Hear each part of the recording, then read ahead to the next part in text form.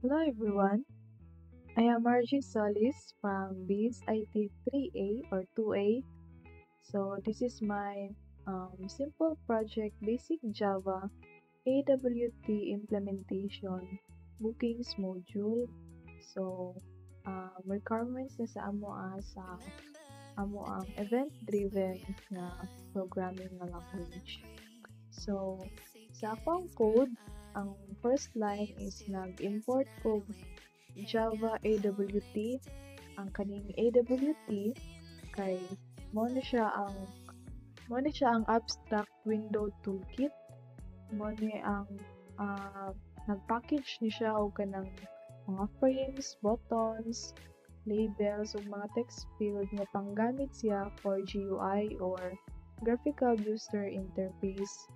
So nakoy public class nga booking, which is ang ako ang um, file name is same na sa yung public class.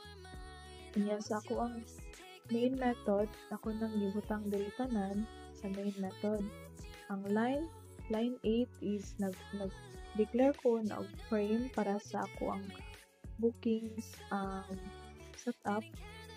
Tapos na frame, tapos ang iyang layout kay sa grid bag layout, kay ang kaning grid bag kay kanang for x and y, same sa Cartesian plane nga kanang may x and y, so para mas dali mabutang ahang mga elements. And na ako'y label, ang variable name kay name label diri sa taas. Na ako'y gi-style font niya nga Arial, nga bold niya font size. Tapos label again, and kaning button nga remove para sa haircut. Ako lang siyang explain later. Tapos ako'y label for date for selected appointment date, and sa iyang text field nga dito siya butang sa iyang preferred date sa customer niya. Preferred time po kung kano sa siya magpa-service. Ang ako ding system is about salon. So, ang ako is bookings module. So, kung kano sa magpa-book ang user or client. Tapos, napay label na select payment method, and gamiton ako ang nga choice, which is mamili ra siya kung ang iyang payment method ba kay GCash, PayMaya, Visa, or Cash at Salon.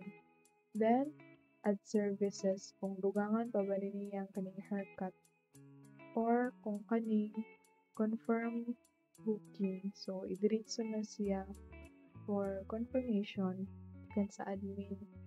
Kani ang kaning padding man ni siya insets. Tapos kani mo na kung unsa iyang width ug asa iyang position, kaning 0 sa pinakataas, kani 0 1 so sa kilid, kay nagamit man ta ani para sa Cartesian plane niya. Ang numbering niya kay index. So kani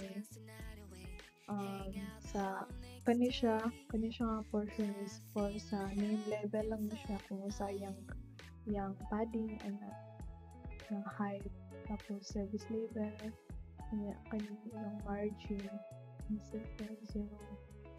Tapos ang kani siya sa west dapit o sa kilid siya dapat ibutang, and iyang dimension sa label o sa field. And then ano siya, and ang kaning ato ang yang screen size niya sa frame size kay 400 ang width, 450 ang height. So semi-box siya, tapos i-visible siya, tapos location.